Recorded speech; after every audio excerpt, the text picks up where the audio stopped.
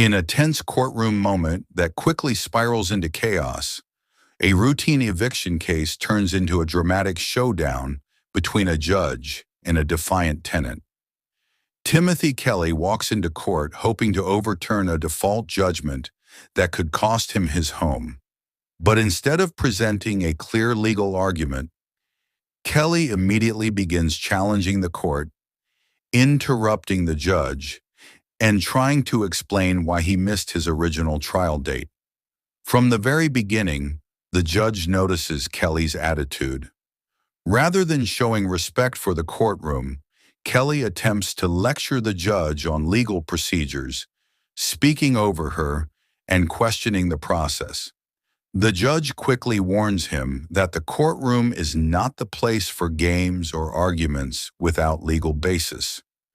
As the hearing continues, Kelly tries an unusual tactic. He pulls out a picture of his daughter and attempts to present it as evidence, hoping it will gain sympathy. But the judge immediately shuts it down, explaining that emotional displays are not legal evidence and have no place in determining whether the case should be reopened. The judge then focuses on the most important question: why did Kelly miss his original court date? To set aside a default judgment, he must show good cause. But instead of giving a clear answer, Kelly offers a series of shifting excuses. First, he blames a broken phone, then transportation problems, and later claims there was an emergency involving his daughter. The conflicting explanations quickly weaken his credibility. Things only get worse when the judge asks Kelly to explain his legal defense against the eviction. Instead of presenting proof or legal arguments, Kelly argues that other tenants in the building are also behind on rent. The judge reminds him that other people's problems are irrelevant to his own case. By the end of the hearing, the judge makes it clear that Kelly has failed to meet the legal requirements. Without good cause for missing court and without a valid defense, the motion cannot be granted. With that, the judge denies the request and orders the eviction process to move forward, bringing the dramatic courtroom confrontation to a decisive end. Case of River Ridge versus Timothy Kelly. Your name, sir? Timothy Kelly. I have two motions up. I have your motion to set aside the default. Put the picture of my daughter here. She's an occupant. She wanted to be here to say something, but she was in school. Okay. No, sir, that picture is not going to happen that way. You're not going to sit up there and display things to the court that way. Okay, I asked first. I'm sorry. I've mentioned her a lot, so I just wanted you to see her. All right, let's deal with your motion first, Mr. Kelly. Your Honor, did you get the evidence package, the exhibit evidence? I asked the girls when I walked in. Nice ladies up front. I have these picture exhibits. I don't know if Ms. Dornbush has them or not, but no, I have them. Okay, you do have them? Your Honor, I do not have them, just so the court is aware. All right. I thought they were both sent because I have a double thing where you could send group, and I sent them. Your Honor, I just, with due process, the most important thing is being heard, and I haven't been able to be heard yet and state my case and defending myself with all these accusations. And, you know, that's why I know I missed the trial, but there's all kinds of reasons for it. I've met all the demands of the court. If you remember, I was before you for 4 or 5 months in a row dealing with the rent, and we made decisions and I lived up to the demands and so on and so forth. So I did you read the motion where I gave you? I have read everything that comes in this. All right. I didn't know. I'm just, I want to have a trial. Sir, I gave you that opportunity to have a trial on October 30th, and you failed to appear. I know, but fails to appear sometimes happens. Can I read something to you, Your Honor? This is all diversion programs and sent down by the Attorney General to try and help tenant landlord disputes. That a judge could take a proactive role in the hearing by ensuring that both parties Sir, know. what are you reading from? It's recommendations from, we never even got a chance to talk or settle. I mean, we had a last settlement conference, but we didn't talk about anything. And before that, the attorney and the landlord, the property manager kept me from talking to him. We couldn't even try and settle. And throughout the whole thing, all the legal stuff that I read is that you try and work it out before the eviction case. And also I have, this is for sure a retaliatory eviction, and you wouldn't even let me speak on it the one time I brought it up because. Sir, you know what? What? If you give me a trial, Your Honor, did you read the character references my neighbor sent you? Do not. The Mitchell. Do not come here What? at this hour questioning me I'm not. about what you think I haven't read. I have just told you that I read everything in the file. I apologize. Do not come here before me, because all of these people have been sitting here. They've been here, and tell me ever that I won't give somebody an opportunity to be heard. Do not insult this court that way. Do not insult me that way. Now, if you want to start your argument again, you may, but you will not sit here and impugn the character of this court or of me with regard to listening to tenants and landlords regarding these proceedings. And you will not attempt to try to school me with some literature as to how to handle a case. I have been doing, you know what? What? I'm going to pass this case and because I want to make sure that I'm listening to you. And I don't think these other people that are sitting in here should have to wait through your shenanigans. So have a seat. I'm confused, Your Honor. Please. I didn't say it was you. I said due process. That's all I said. Have a seat. I wasn't saying anything. Have a seat and keep your mouth closed.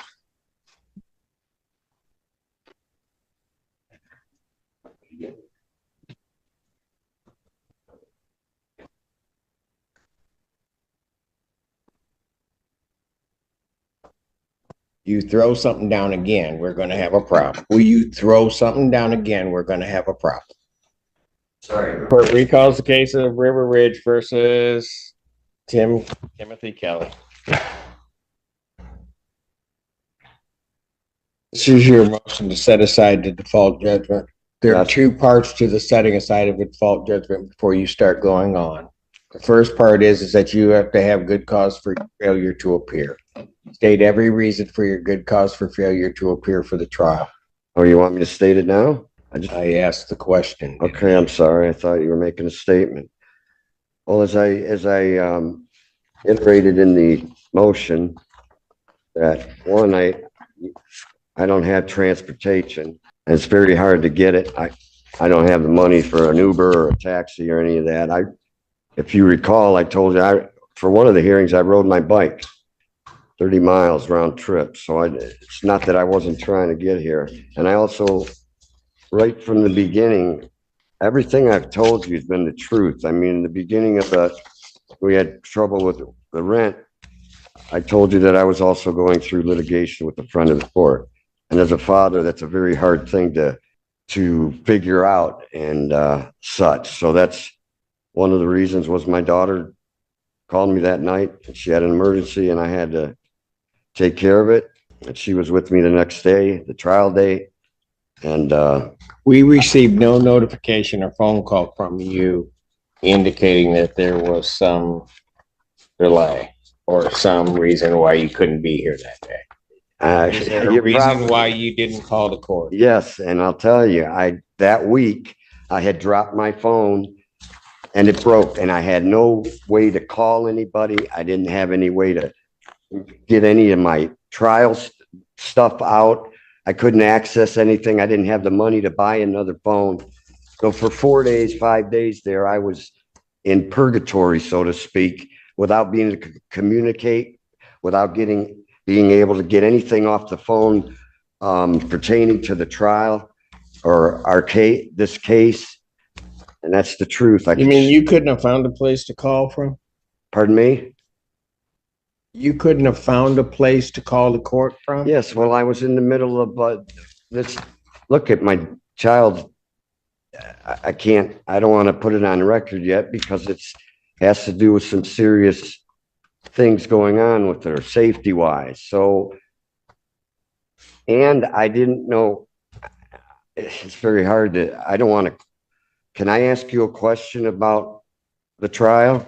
I mean, I don't want you to think I'm questioning your judgment, but I'm confused about why it was set on to the bench when I demanded a jury trial way back. We have already gone through this. You failed to comply with the escrow order. Plaintiff was entitled to a trial as to the issue of possession, an immediate trial. I set it out a few days. We have been through this. I'm not relitigating everything, nor answering all of the questions that I've answered for you in the past, Mr. Kelly. I'm just not doing it.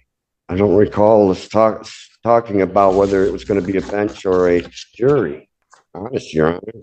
And Your Honor, I can state the exact date that this was addressed because I specifically emailed the court to clarify if the jury was waived and was able to verify. So I can remind the court the exact date that conversation happened. I thought at that time that it was I'm not going back over this.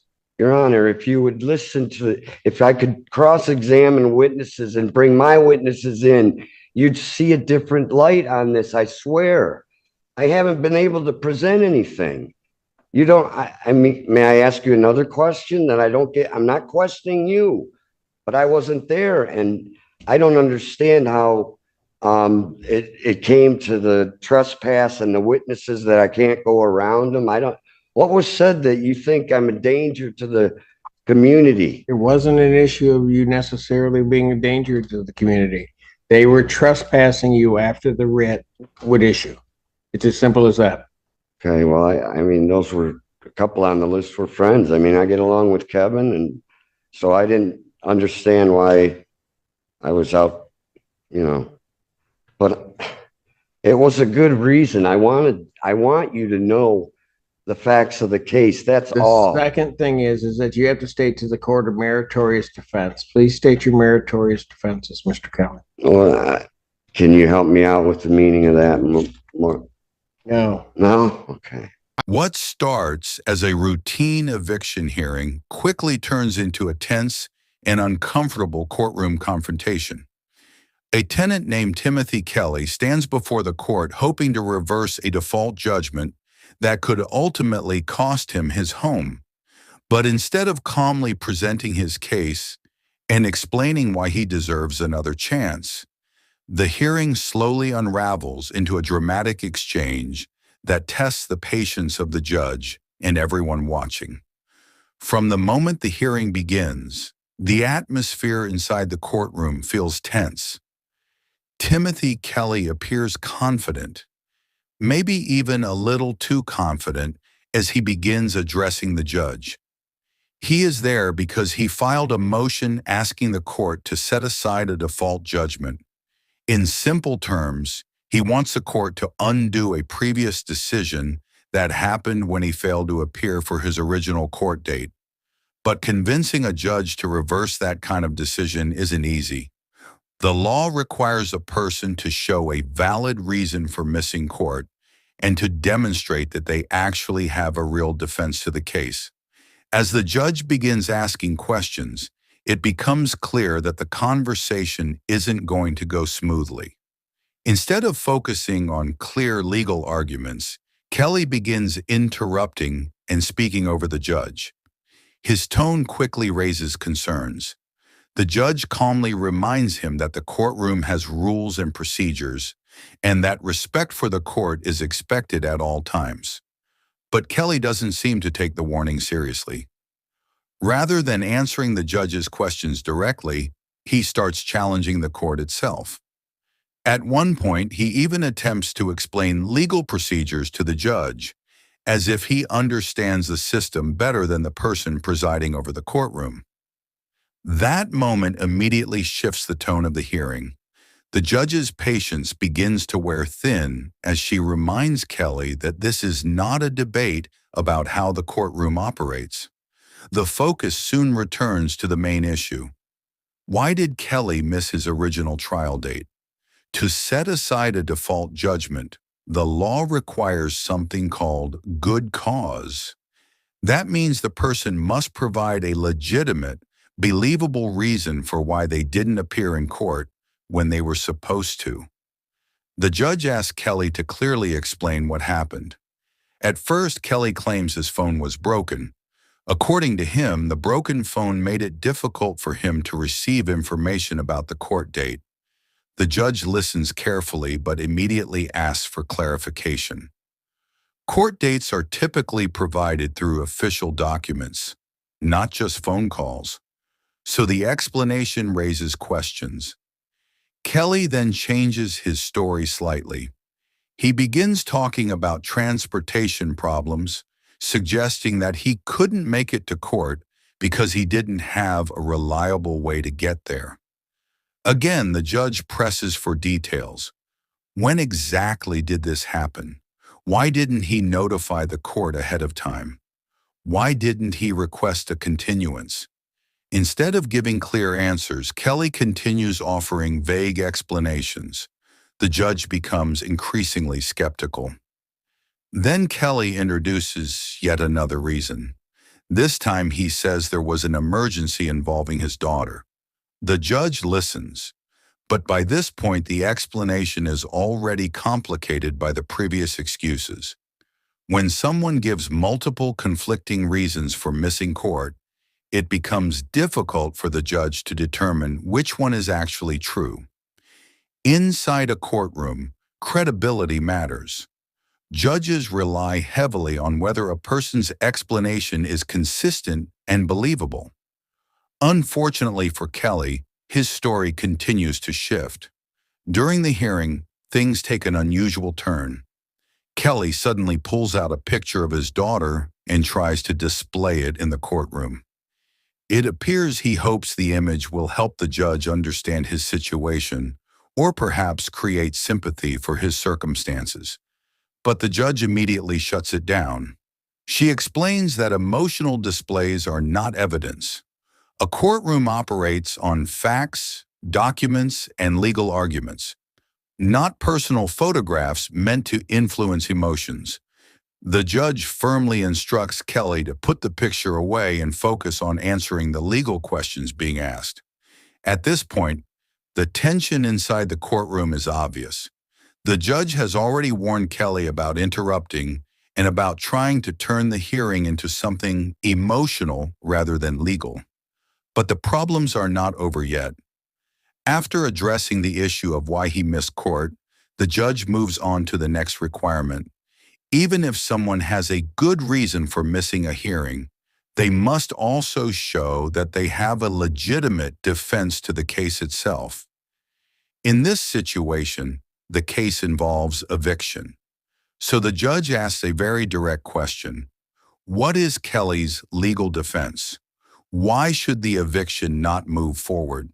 Kelly's response doesn't help his case. Instead of explaining whether he paid rent, whether the landlord made a mistake, or whether the eviction notice was legally flawed, Kelly begins talking about other tenants in the building. He claims that other people living in the same property are also behind on rent. The judge quickly explains why that argument doesn't work. Other tenant situations have nothing to do with Kelly's case.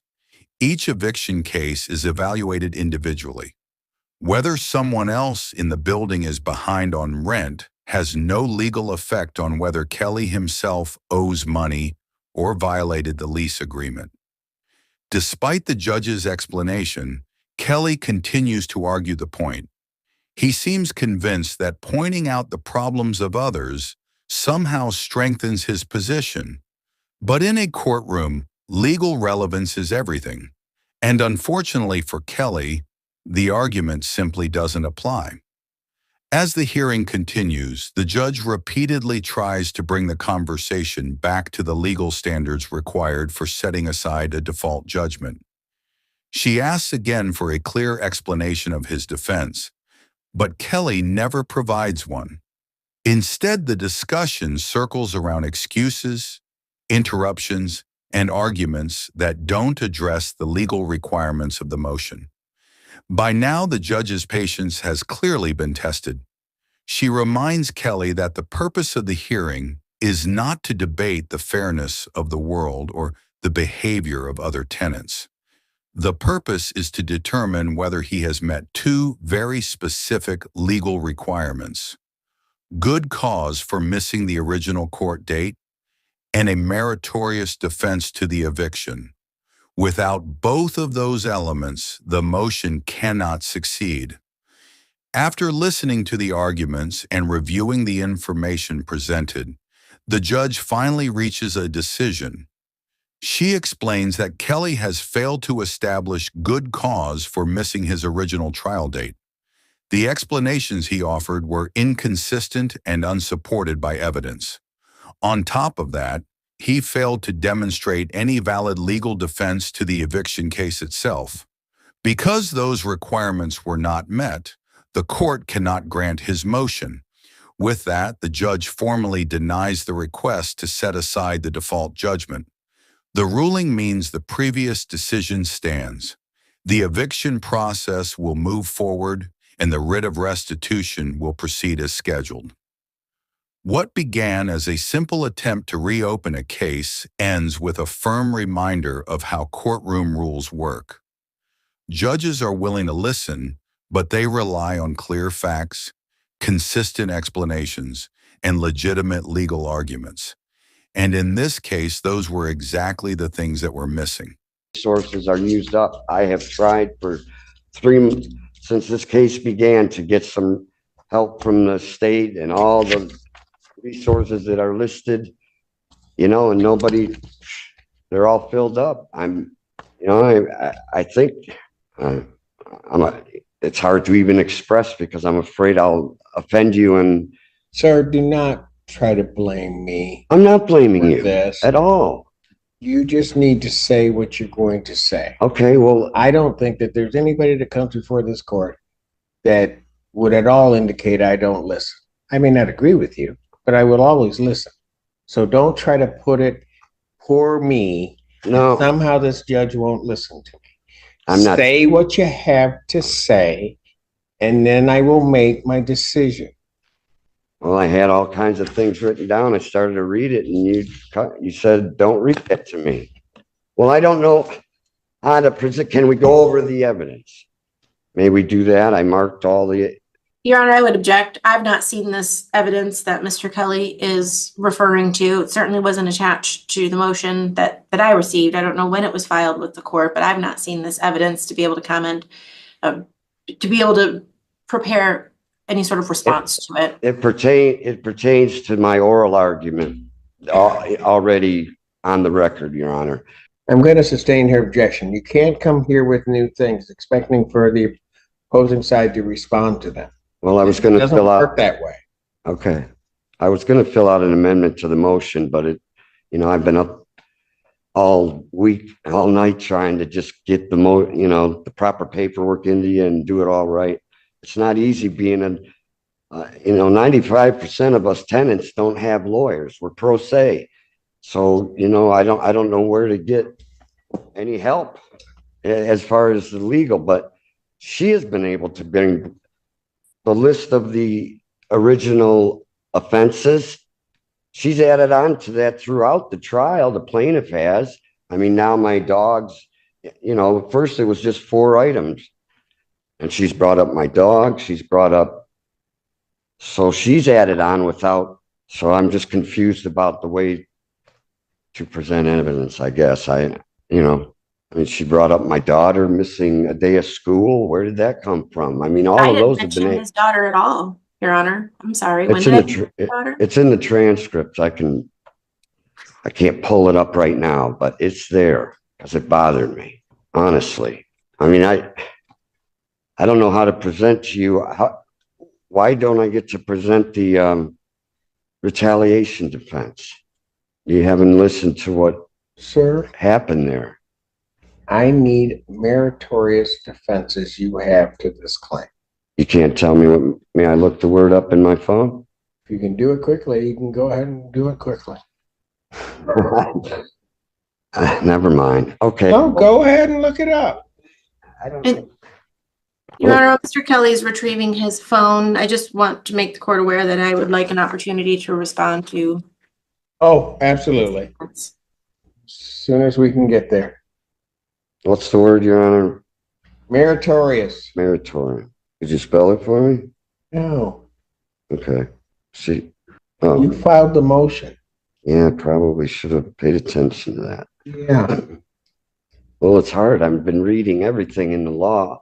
It's the only way I can do anything. And there's a lot to take in, Your Honor. The delay suspension of an act. Oh, okay, I know. I did read that. That's kind of like what they did for COVID with the money. Do I have that right? Sorry. I don't know what you're talking about. Well, I have no idea. is what it that means. moratorium? I'm sorry. Okay.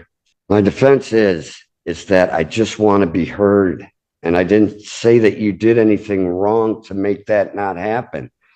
But with reading all the stuff in the legal that you have to read if you're pro se, I'm not an attorney, but I'm starting to at least learn some of the laws between tenant and landlord, and everything I read is the land of America is trying to the courts handed down by the Attorney General and the Supreme Court on helping the litigants, especially the tenants, because they're the ones that are come to you with no resources as far as money for an attorney or any of that. And the landlords always have the best attorneys.